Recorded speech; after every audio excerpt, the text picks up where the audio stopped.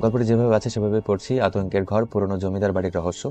অনেক বছর আগে ঢাকা শহরের একটি পুরনো এলাকায় এক বিশাল জমিদার বাড়ি ছিল। বাড়িটি ছিল একেবারে বিশাল, চারপাশে পুরনো বৃক্ষরাশি এবং তার সামনে ছিল এক বিশাল উঠান। লোকজন বলতো সেই বাড়ি ছিল এক অদ্ভুত রহস্যে ঘেরা। তার চারপাশে যে কোনো লোক গেলেই একরকম আতঙ্কে ভুগত, কারণ বাড়ির ভেতরে অদ্ভুত শব্দ শোনা যেত দিনের পর দিন একই জায়গা থেকে। কেউ কখনো বাড়িটিতে প্রবেশ করেন, আর যারাই গিয়েছিল ফিরে এসে বলেছিল বাড়ির ভেতরে এক অদ্ভুত ঘটনা ঘটে। এই বাড়ির ইতিহাস ছিল ভয়ঙ্কর। একসময় বাড়িটি ছিল একটি জমিদার পরিবারের বাড়ি, যাদের নাম ছিল রাজা সাহেব। তারা ছিল একসময় অত্যন্ত প্রভাবশালী, কিন্তু একসময় ঘটনা ঘটার পর পুরো পরিবার একে একে নিখোঁজ হয়ে যায়।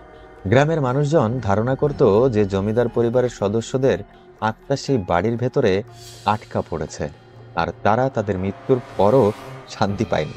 এই বাড়ির প্রতি মানুষের এক ধরনের আগ্রহ ছিল, কিন্তু কেউ সেখানে যেতে সাহস পায়নি।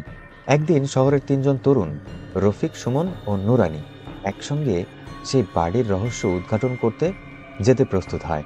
তারা ভেবেছিল, আমরা যদি এই রহস্যের সমাধান করতে পারি তাহলে আমাদের নাম ইতিহাসে লেখা থাকবে।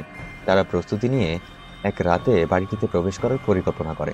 তারা যথাযথ সময়ে বাড়ির দিকে রওনা দেয়। রাতের অন্ধকারে বাড়িটি আরো ভুতুড়ে লাগছিল। দরজার সামনে দাঁড়িয়ে সুমন বলল, এই বাড়ির ভেতর কিছু না কিছু আছে, আর সেটা আমরা বের করে ছাড়বো। রফিকও বলল, যতই ভয় হোক আমাদের কাজটা শেষ করতেই হবে। তারা প্রথমে বাড়ির বড় দরজা খুলে ভেতরে প্রবেশ করলো। বাড়িটির ভেতর ছিল এক অদ্ভুত সাইলেন্স, যেটি তাদের চঞ্চল করে তুলেছিল। বাড়ির প্রতিটি রুম ছিল পুরনো আসবাবপত্রে পরিপূর্ণ। অনেক জায়গা ডার্ক, মেঘের মতো ছায়া ঘুরছিল।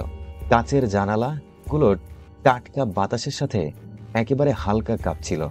একটি বড় হল ঘরের মধ্যে একটি বিশাল চেয়ার ছিল, যা সোজা সামনে দাঁড়িয়েছিল, যেন কারো অপেক্ষা করছিল।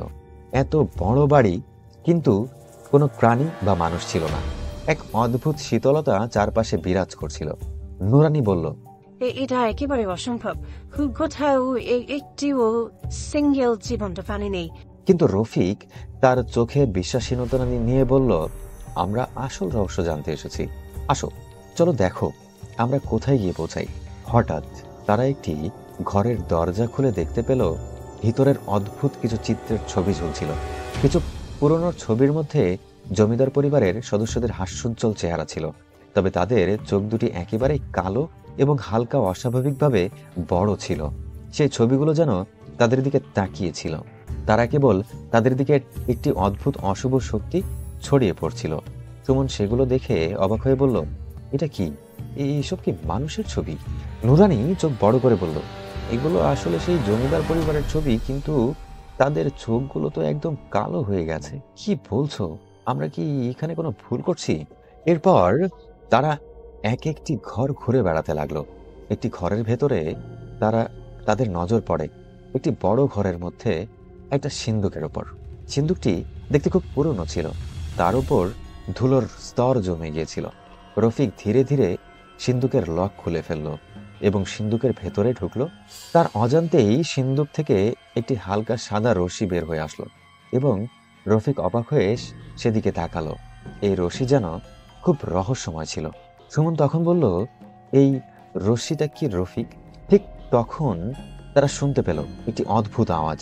শীতল বাতাসের সাথে কিছু পড়ছিল এবং সেই আওয়াজ তাদের দিকে এগিয়ে আসছিল। একটি বাচ্চার কান্না শোনা যাচ্ছিল। সুমন ভয় পেয়ে বলল, শুনছ? এটা কি ভয়ঙ্কর কিছু? তারা হঠাৎ করেই একটি কক্ষের ভেতরে প্রবেশ করলো এবং সেখানে দেখতে পেল একটি পুরনো বিছানা। তার পাশের দেয়ালে অদ্ভুত কিছু চিহ্ন আঁকা ছিল। সুমন সেগুলো লক্ষ্য করে বলল, এই চিহ্নগুলো ঠিক কি বোঝাচ্ছে?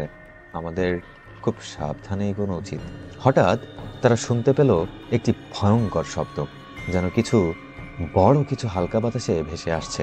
রফিক চিৎকার দিয়ে বলল, এটা কি? আমরা কোথায় যাচ্ছি? মনে হচ্ছে কিছু একটা আমাদের দিকে আসছে। তাদের সামনে এক বিপদ, অদৃশ্য কিছু, যা রহস্যময় শক্তি হালকা করে ধীরে ধীরে তাদের কাছে চলে আসছিল। তারা এক মুহূর্তের জন্য পেছনে ফিরে তাকালো, কিন্তু তখনই সেই শক্তি তাদের কাছে চলে আসে। সেই শক্তি ছিল জমিদার পরিবারের আত্মা, যারা মারা গিয়েছিল কিন্তু শান্তি পায়নি। তাদের আত্মারা সামনে এসে দাঁড়িয়েছিল। এরা তাদের ঘিরে ফেললো, বলল, তোমরা এখানে এসেছো, আর এখন তোমরা ফিরে যেতে পারবে না। তোমরা আমাদের পরিবার, আমাদের অতীত সবকিছু আবিষ্কার করার চেষ্টা করেছো। এখন তোমাদের আত্মা এখানেই আটকা পড়বে। এরপর এক ভয়ঙ্কর ঘটনাবলী ঘটতে থাকে এবং তাদের প্রাণপণে চেষ্টা করেও বের হয়ে আসতে পারে না। একসময় তাদের আত্মারা সেই বাড়ির ভেতরেই আটকা পড়ে যায়, আর বাড়ি আজও তাদের জন্য আতঙ্কের স্থান হয়ে দাঁড়িয়েছে। তো এই ছিল আমাদের শেষ গল্প। তো কেমন লেগেছে অবশ্যই ইউটিউব থেকে দেখে থাকলে একটি সাবস্ক্রাইব করবেন, নতুন হয়ে থাকলে